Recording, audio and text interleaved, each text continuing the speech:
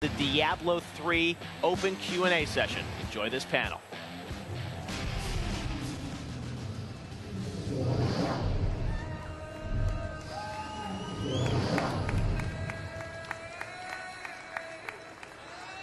Welcome to the Diablo 3 open Q&A panel.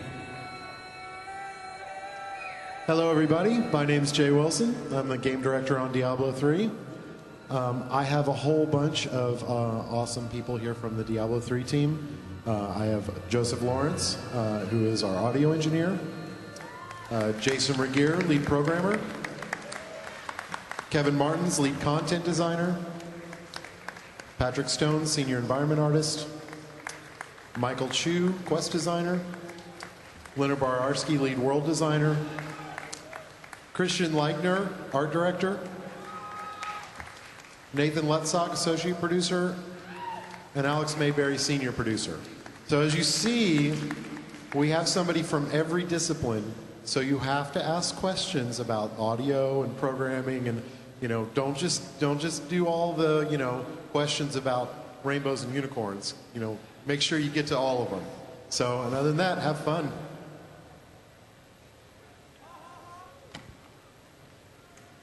All right, here we go. Okay, hi guys, and thank you for everything you've shown us so far. So I had a question. Basically, you said that you wanted to make the player focus on the game and not on the UI, basically. That is a good idea, but when you've got I think it's 96 billion of possibilities in your runes, you've got also the traits, you've got the skills, you've got the charms and the talisman. So how are you going to manage the fact that all the players will have to think about all of this when creating the character? And also, how are you going to balance this in PvP? Because basically, if you're playing with 3 players, it's 96 billion multiplied by 3, plus the traits, plus etc. All right, so that's 2 questions. Anybody want to take one of those? Okay, so on the UI side of things, I'll leave the P1 for Jay for a second here. On the UI side, you don't have that many choices at any given time. So the way it works right now, which may change, of course, we're always iterating, is every even numbered level you get 1 skill point, and you have your kit of 7 skills that you can pick. So initially when you start the game, you just have 1, and then 2 and 3 and so forth. You can add another skill point into an existing one to level it up, or pick a new skill. That's just one example, and same thing with the traits. You're sort of spending 1 point at a time. It adds complexity over time, but it's all very accessible, and all the UI revisions you see us do are there to make it easy to make those choices. So these little small choices end up becoming something much bigger as time progresses. So the UI actually does a great job of keeping the choices compartmentalized. So I'll take the balance one. So how do we balance? I mean, I think you're specifically asking about PvP, but I'm going to take it broader than that. Most of the time, I mean, how do you balance a game is, I could probably talk for 2 or 3 hours about how you balance a game. It's very difficult to answer that question quickly. So what I'll say is it's part the power of math, it's part playing the game a lot, and it's part targeting what level of balance you want. Speaking specifically to PvP, one of the goals we have is to make sure that PvP never affects PvE game balance. So it's one of the reasons why we've put PvP into arenas that are separate from the PvE game. We'll never nerf a PvE skill for PvP. We can balance every skill specifically for PvP. Awesome, thank you. Hi, I was wondering about your plans for endgame content for Diablo 3. Are we just going to kill the last boss on the hardest difficulty and that's it? Or will there be some kind of multiple repeating dungeons that you can do with your friends so that you don't run out of stuff to do at the end? No, you'll kill the last boss like 800,000 times until your eyes bleed, right?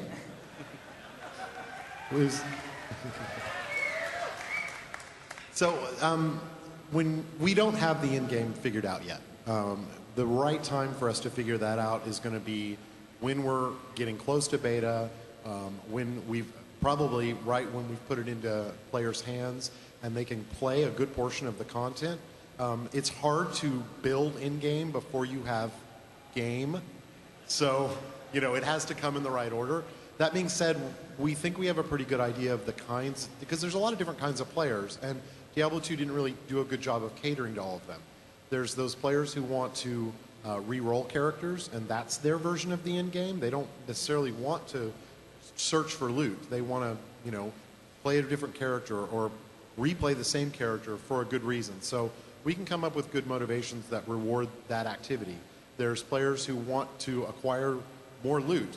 And really for them, what we want to do is say, well, what's the most fun way to play the game? That should be the best way to get loot. So for us, it's mostly cooperative play, and it's actually a lot of the core game of fighting monsters. And bosses are fun, but they get repetitive. We'd really prefer you to play much more of the game, and that be the fastest way to get loot, because it's the most fun.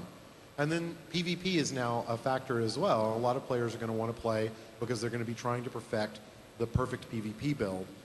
And that has definitely got a big end game in and of itself. Thank you.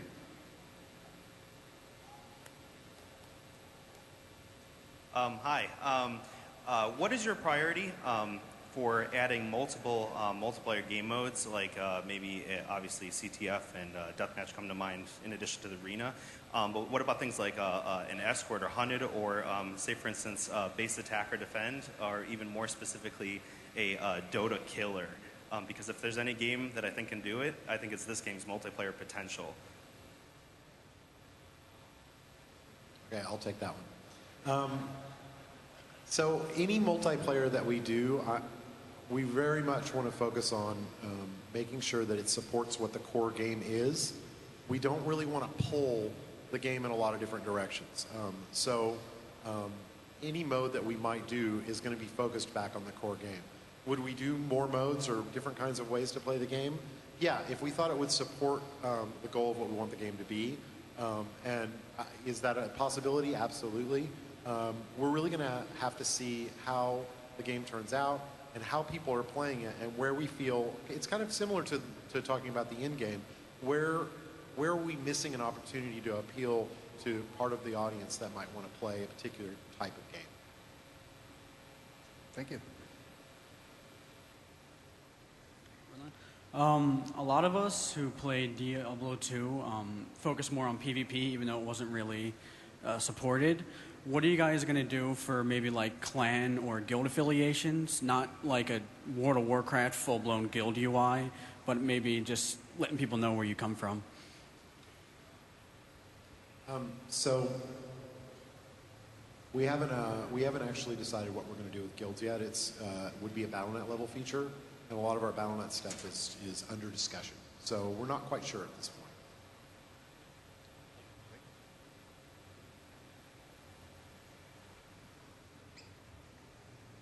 Hi. I was just wondering when the game's coming out. Kidding.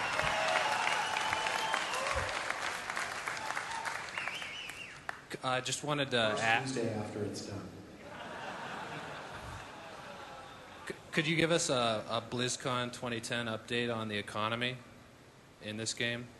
What your plans are for trading? Get that one too. You guys have to ask a programming question soon. Jason's going to get lonely. So economy. Well, we announced Artisans a couple months ago, and Artisans are a massive impact on the economy. Diablo 2's economy had several problems.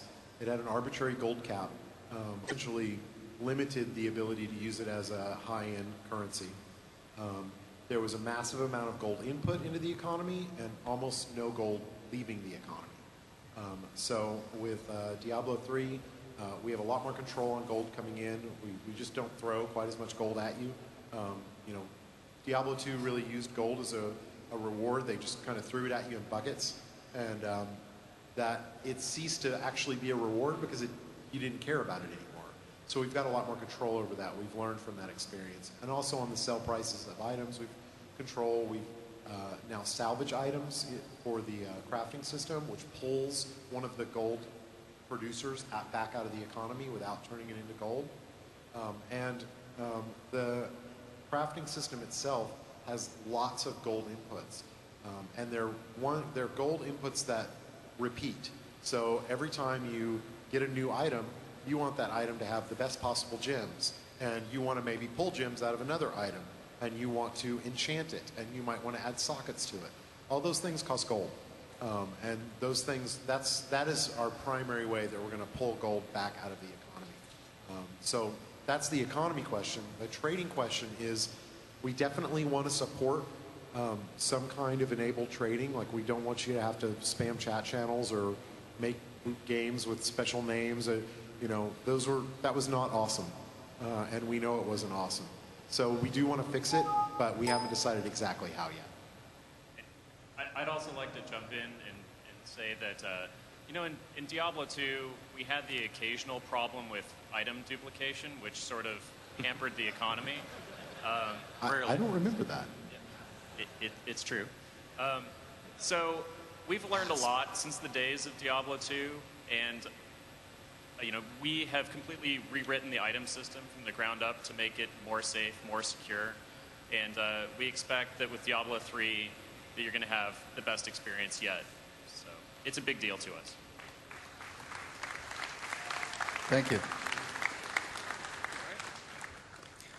Hi, I had a question. Is there going to be like specific PvP gear or skills, you know, like resilience, or is it going to, like out on the floor with the arena battles? I noticed that the skills had cooldowns that are not present on the PVM demo.